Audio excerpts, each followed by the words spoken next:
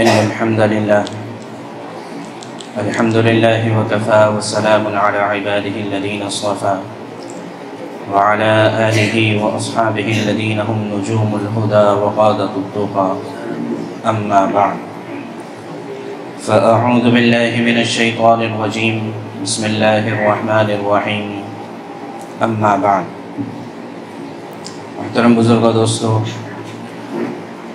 اللہ کے نبی صلی اللہ علیہ وسلم کی مبارک سیرت کا تذکرہ چل رہا ہے۔ اللہ کے نبی صلی اللہ علیہ وسلم کے مدینہ منورہ آنے کے بعد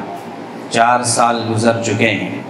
اور یہ بات آ چکی ہے کہ مدینہ منورہ آنے کے بعد کئی محاذوں پر، کئی جگہوں پر اللہ کے نبی صلی اللہ علیہ وسلم کو دفاع کرنا پڑا۔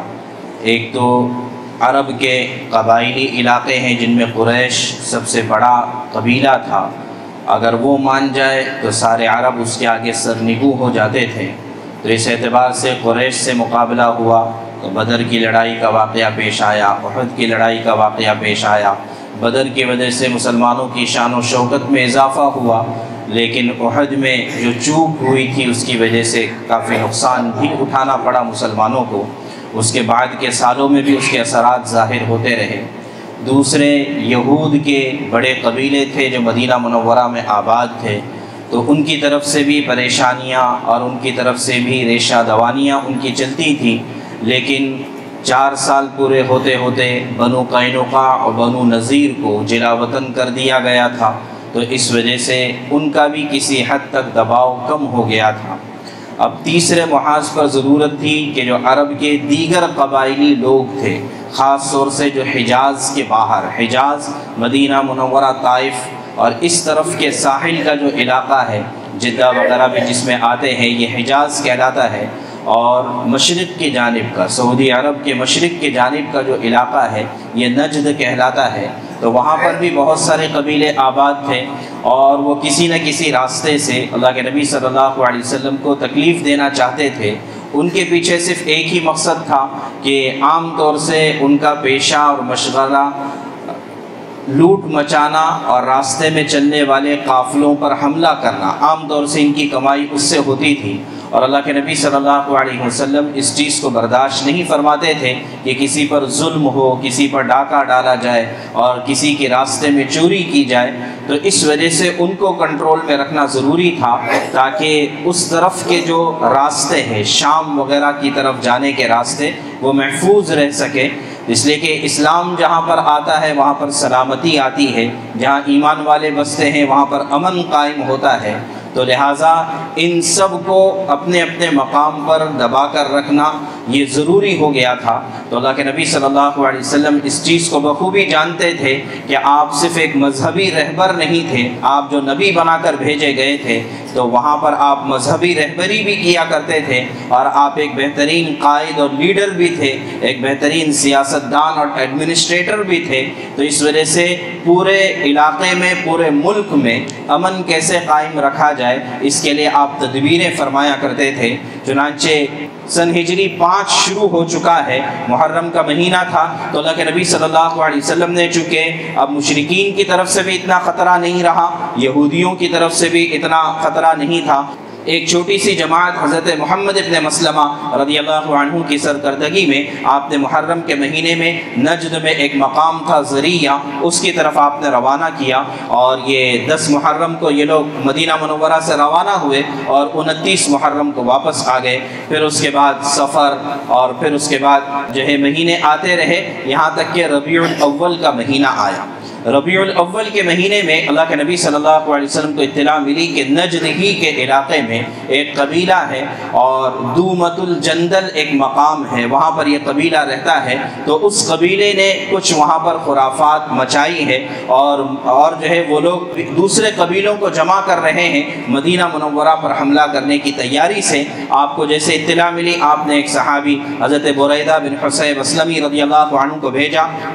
ان سردار کے پاس اور اس سے جا کر جو ہے ملاقات کرنے کے لیے کہا اور تحقیق کرنے کے لیے کہا کہ کیا یہ بات صحیح ہے. تو انہوں نے جا کر تحقیق کی، پتہ چلا کہ یہ بات صحیح ہے. حضور کو آ کر اطلاع دی تو آپ صلی اللہ علیہ وسلم 1000 صحابہ کرام کے ساتھ خود ربیع الاول کے مہینے میں روانہ ہوئے، اور اگست کا مہینہ تھا، 23 اگست غالباً تھی، تو اس میں آپ صلی اللہ علیہ وسلم روانہ ہوئے. یہ سب سے لمبا سفر تھا، اس لیے کہ 15 دن تو صرف سفر میں جانے میں لگتے تھے اور واپس 15 دن. تقریباً یہ اللہ کے نبی صلی اللہ علیہ وسلم کا 1 مہینے سے زیادہ کا سفر تھا. تو آپ ربیع الاول کے مہینے میں روانہ ہوئے اور پھر اس کے بعد آپ دوبارہ تشریف لائے ہیں ربیع الثانی، یعنی 1 مہینے سے زیادہ کا عرصہ یہاں پر گزرا ہے. یہاں پر جیسے آپ صلی اللہ علیہ وسلم نے اپنی پالیسی یہ رکھی کہ دن میں آپ سفر نہیں کرتے تھے، آپ صرف رات میں سفر کرتے تھے تاکہ سامنے والوں کو پتہ ہی نہ چلے، اطلاع ہی نہ ہو. چنانچہ آپ اسی طرح سے جب آپ پہنچے دومت الجندل کے مقام پر تو وہاں کسی کو پتہ نہیں تھا. جب وہاں پہنچے تو بہت سے مویشی اور بہت سے جانوروں پر قبضہ ہوا اور جو لوگ تھے وہ سارے کے سارے منتشر ہو گئے. وہاں پر لڑائی کی باقاعدہ نوبت نہیں آئی، البتہ بہت سارے مویشی ہاتھ میں آئے. وہاں پر آپ جہاں بھی جاتے 3 دن ضرور قیام فرماتے. آپ نے وہاں 3 دن قیام کیا، اطراف کے قبیلوں کو دعوت دی تو بہت سارے قبیلے مسلمان ہو گئے، بہت ساروں کے ساتھ صلح ہو گئی. تو یہ واقعہ پیش آیا ربیع الاول اور ربیع الثانی کے مہینوں میں. پھر اس کے بعد آپ صلی اللہ علیہ وسلم مدینہ منورہ میں آئے، مدینہ منورہ میں رہے، یہاں تک کہ اور مہینے گزرتے رہے اور شعبان کا مہینہ آیا. رمضان سے پہلے شعبان کا مہینہ آیا تو ایک اور مسئلہ پیش آیا. ایک قبیلہ تھا، قبیلہ بنو المصطلق کے نام سے، تو اس کا سردار تھا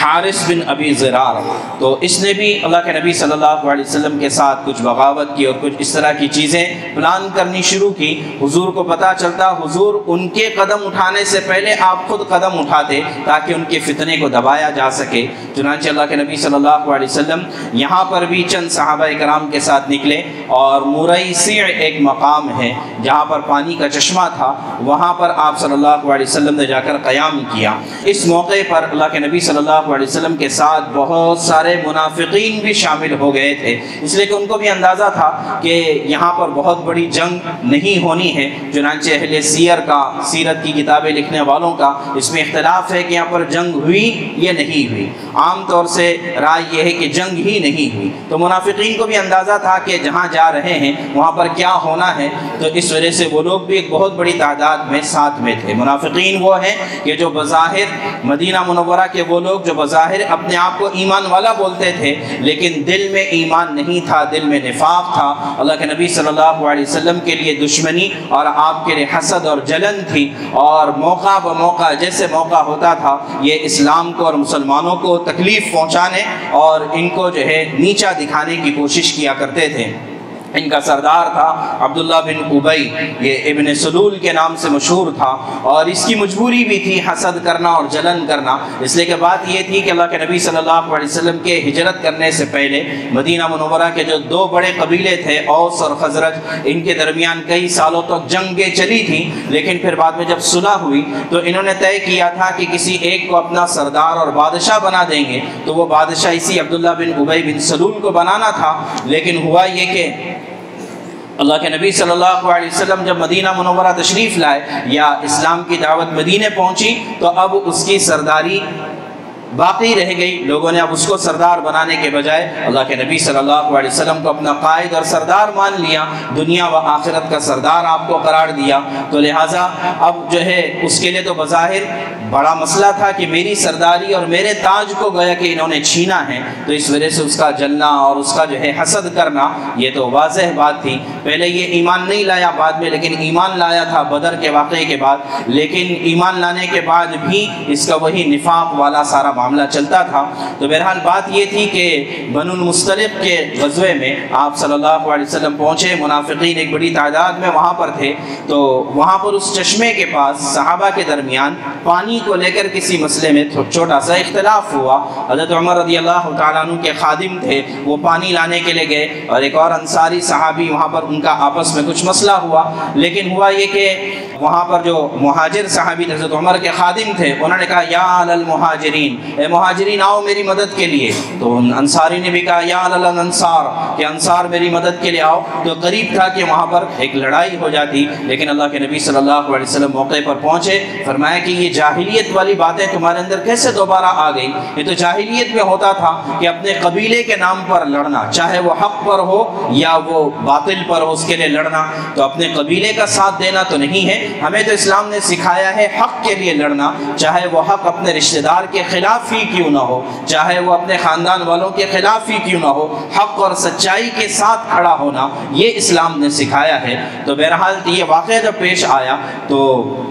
عبداللہ بن ابی نے اس واقعے کو بہت اچھالا اور یہ کہا کہ یہ مہاجرین کیا سمجھتے ہیں کہ یہ مدینے میں آنے کے بعد ہمارے حاکم بن گئے، ہمارے بادشاہ بن گئے، اور اللہ کے نبی صلی اللہ علیہ وسلم کو طعن کرنے لگا، یہاں تک کہ اپنے ساتھیوں سے اس نے کہا، انصار سے کہا کہ اگر تم ان پر خرچ کرنا بند کر دو گے یہ خود بخود کنگال ہو جائیں گے اور مدینے سے نعوذ باللہ نکل جائیں گے۔ اور پھر اس نے یہ بھی کہا کہ ہم جو ہے مدینے کے باعزت لوگ ہیں، تو لہٰذا اب مدینے جانے کے بعد ہم باعزت لوگ ذلیل ترین لوگوں کو یہاں سے نکال دیں گے، نعوذ باللہ۔ اس طرح کی باتیں اس نے کہی۔ حضرت زید بن ارقم رضی اللہ عنہ نے بات سنی تو آ کر اپنے چچا عباد بن بشر کو بتایا کہ چچا جان وہ منافقین کا سردار ہے، عبداللہ بن ابی نے حضور کی شان میں گستاخی کی ہے اور ایسا ایسا کہا ہے، ایسا ایسا اس نے یہ باتیں تھی اس کی۔ تو انہوں نے آ کر اللہ کے نبی صلی اللہ علیہ وسلم سے عرض کیا، تو اللہ کے نبی صلی اللہ علیہ وسلم کے سامنے چونکہ یہ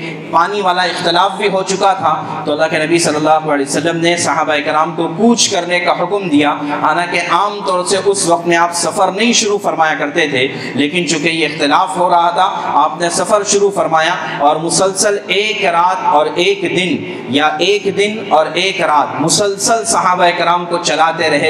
رہے یہاں تک کہ سب تھک ہار کر نڈھال ہو گئے۔ پھر جہاں پر قیام کیا تو وہاں پر ظاہر ہے کہ آدمی جب جو ہے تھکا ہوا ہوتا ہے تو غیبتوں میں اور تیری میری میں نہیں لگتا ہے، جب فرصت میں ہوتا ہے تو اندر سے ساری چیزیں نکلنی شروع ہوتی ہے۔ تو جب حضور نے دوسری جگہ پر قیام کیا تو اس وقت میں عبداللہ بن ابی کو پتا چلا کہ میرے بارے میں حضور تک اس طرح کی باتیں پہنچی ہیں، چنانچہ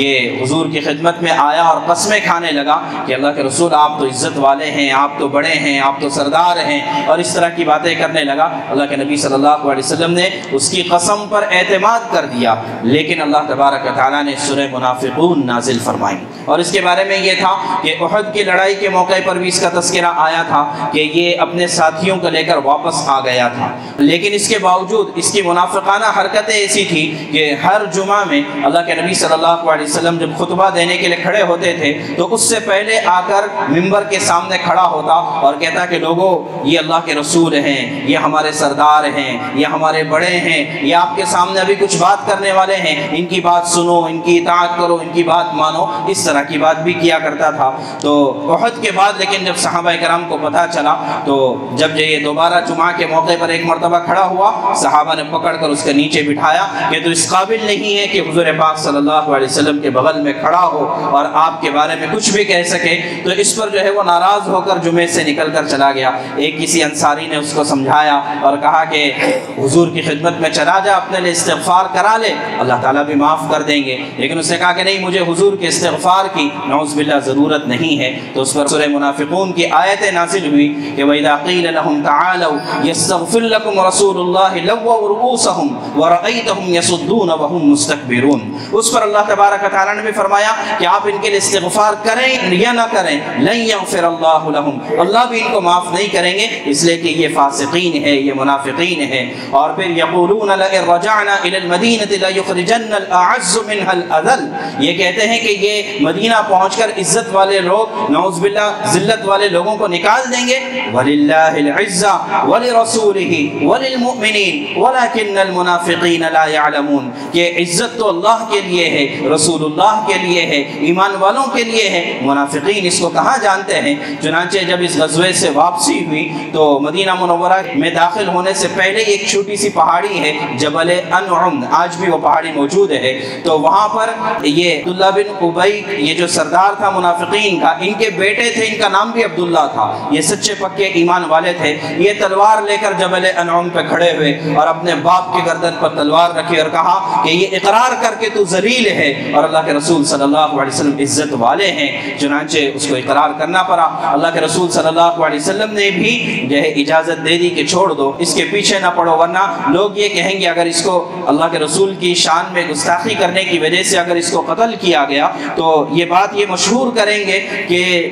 محمد صلی اللہ علیہ وسلم نعوذ باللہ اپنے ساتھیوں کو بھی قتل کرتے ہیں، اس لیے کہ یہ پروپیگنڈا کرنے میں اور جو ہے کسی بات کو پھیلانے میں یہ بڑے ماہر تھے۔ تو اس وجہ سے اللہ کے رسول ہمیشہ درگزر کا بلکہ اس کے مرنے کے بعد بھی اس کے ساتھ احسان کا معاملہ فرمایا تھا، ان کے بیٹے کی طرف نظر کرتے ہوئے، اور بیٹے بھی ایسے فرما بردار تھے، حضور کی خدمت میں پہنچے کہ اللہ کے رسول مجھے ایسا پتہ چلا ہے کہ آپ میرے اگر باپ کو قتل کرنا چاہتے ہیں آپ کسی کو حکم نہ دیں، آپ مجھے حکم دے، میں آپ کی محبت کے خاطر اپنے باپ کا سر اتار کر لاؤں گا، اس وجہ سے کہ اگر آپ کسی اور کو حکم دیں گے تو پھر ظاہر ہے کہ میرے باپ کا قاتل میرے سامنے نظر آتا رہے گا، ہو سکتا ہے میرے ہاتھ سے کوئی ایسی حرکت ہو جائے جو نہیں ہونا چاہیے، تو اس وجہ سے آپ مجھے قتل کا حکم دے۔ یہ صحابہ کرام کی محبت کا اللہ کے رسول صلی اللہ علیہ وسلم کے ساتھ یہ عالم تھا۔ تو بہرحال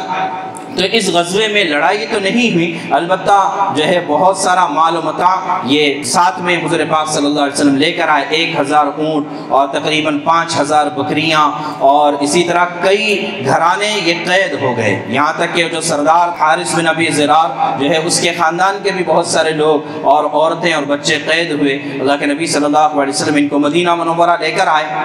انہی میں حارث بن ضرار کی بیٹی تھی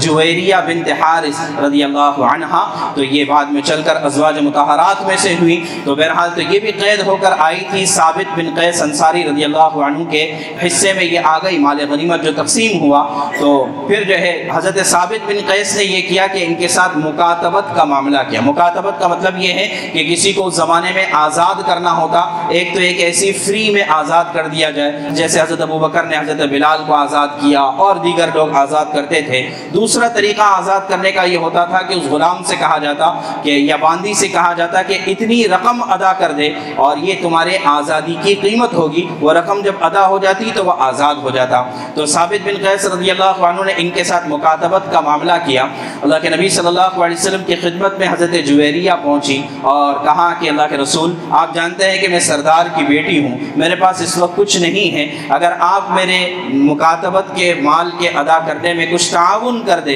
تو بڑا احسان ہوگا۔ تو اللہ کے نبی صلی اللہ علیہ وسلم نے فرمایا کہ میں اس سے بڑھ کر تیرے ساتھ معاملہ کرنا چاہتا ہوں۔ چنانچہ اسی درمیان میں اس حارث بن ابی ضرار کو بھی پتا چلا کہ میری بیٹی قید ہو گئی ہے، چنانچہ وہ ایک بہت بڑا جو ہے اونٹوں پر لدا ہوا سامان لے کر مدینہ منورہ حاضر ہوا۔ البتہ اس نے ایسا کیا کہ ایک اونٹ جس پر زیادہ قیمتی سامان تھے مدینے کے باہر ہی ایک ٹیلے کے پاس اس کو چھپا دیا اور باقی لے کر حضور کی خدمت میں آیا کہ اللہ کے رسول یہ میری بیٹی کا فدیہ ہے، یہ لے لیجئے اور اس کو آزاد کر دیجئے، اور میں اس کو واپس لے جانے کے لیے آیا ہوں، اور آ کر معافی بھی مانگی۔ تو اللہ کے رسول صلی اللہ علیہ وسلم نے ان اونٹوں کی طرف دیکھا اور فرمایا کہ اس میں ایک اونٹ کم ہے جس میں زیادہ قیمتی مال تھا اور تو نے فلاں فلاں جگہ پر اس کو چھپا رکھا ہے۔ جیسے اس نے یہ بات سنی اس نے کہا اشہد انک رسول اللہ، وہیں پر جو ہے مسلمان ہو گیا۔ تو اللہ کے رسول صلی اللہ علیہ وسلم نے فرمایا کہ جویریہ کا معاملہ تو اس کے حوالے ہے، وہ جو فیصلہ کرے گی وہ ہوگا۔ چنانچہ اللہ کے رسول نے ان کے سامنے آفر کیا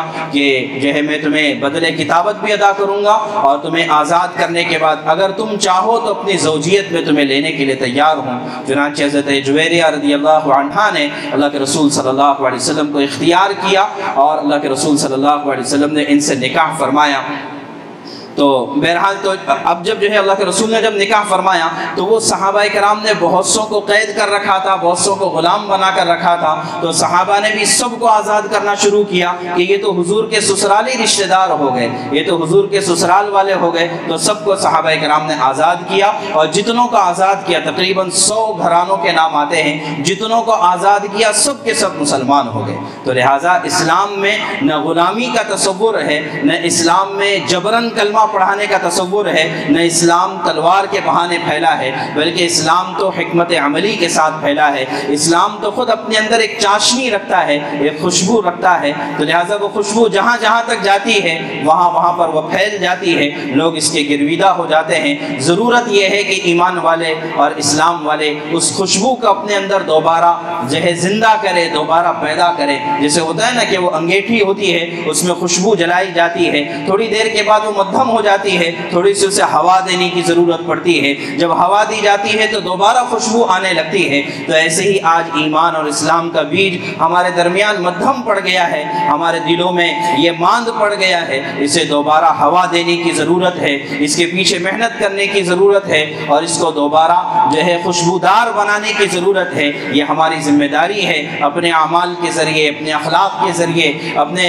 قرآن کے ذریعے، اپنے رسول اللہ صلی اللہ علیہ وسلم کی سیرت کے ذریعے سے ہم ایمان کی اور اسلام کی خوشبو کو پھیلانے کی کوشش کریں۔ یقیناً یہ صرف زبان سے نہیں ہوگا، بلکہ ہمارے اعمال سے، ہمارے کردار سے، ہمارے اخلاق سے، ہمارے کیریکٹر سے یہ تمام چیزیں ایمان والوں کو بھی پتہ چلے گی اور غیر ایمان والوں کو بھی پتہ چلے گی۔ اس وقت سب سے زیادہ ضرورت ہے کہ ہم اپنے اعمال سے، اخلاق سے، کردار سے ایمان کی دعوت کو پہنچانے کی کوشش اور فکریں کریں، اور اللہ کے رسول صلی اللہ علیہ وسلم کی سیرت کو جانیں، پڑھیں، اور اس کو پھیلانے کی اور آپ کے اخلاق لوگوں کو بتانے کی کوشش کریں کہ اس سے ہی انشاءاللہ ہمارے جتنے بھی انفرادی اور اجتماعی مسائل ہیں، بغیر دوبارہ ایمان پر آئے ہوئے، بغیر اسلام میں پوری طرح سے داخل ہوئے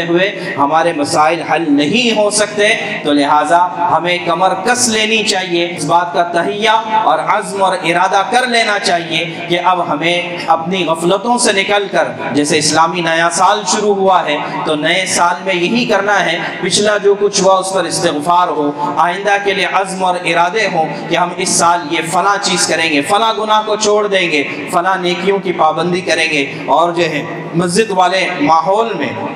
آدمی جتنا رہے گا، ایمان والے اعمال والے ماحول میں جتنا رہے گا، اتنا ایمان پر قائم رہنا اس کے لیے آسان ہوگا۔ بار بار یہ جو 5 وقت کی نماز کے لیے مسجد میں بلایا جانا ہے وہ اسی وجہ سے ہے کہ آدمی دنیاوی مشاغل میں مشغول ہو جاتا ہے، لیکن پھر مسجد میں آئے گا تو اس کی ایمان کی بیٹری چارج ہو جائے گی، اور پھر جیسے ہم دیکھتے ہیں 1 گھنٹہ چارج کرو، 24 گھنٹے موبائل استعمال کرو، ایسی ایمان کی چارجنگ کرو، اور اپنے بازار میں جا کر، اپنے معاملات میں جا کر، اپنے گھروں میں جا کر، اپنی معاشرت میں جا کر ایمان کی ہواؤں کو پھیلاؤ۔ یہ ہماری ذمہ داری ہے، اللہ کرے کہ ہمیں یہ بات سمجھ میں آ جائے۔ پھر اس کے بعد اسی غزوے میں ایک بڑا اہم واقعہ انہی منافقین کی طرف سے پیش آیا تھا، وہ واقعہ عفق کا معاملہ تھا۔ حضرت ام عائشہ رضی اللہ عنہا پر تہمت لگائی گئی تھی، اللہ نے چاہا انشاءاللہ اگلی مرتبہ میں اس کو تفصیل سے بیان کریں گے۔ اللہ تبارک و تعالی ہمیں کہنے سننے سے زیادہ عمل کی توفیق عطا فرمائے۔ یا رب صلی وسلم دائما ابدا علی حبیبک خیر الخلق کلہم۔